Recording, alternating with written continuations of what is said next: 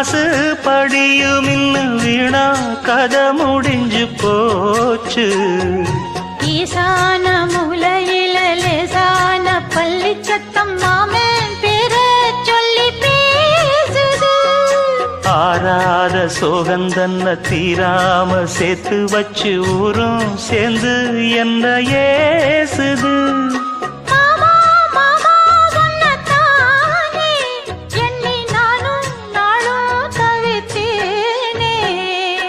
கூண்டுக்குள்ள என்ன வச்சு கூடி நின்ன ஊற விட்டு கூண்டுக்குள்ள போனதென்ன கோலக்கிளியே. கூண்டுக்குள்ள ஒன்ன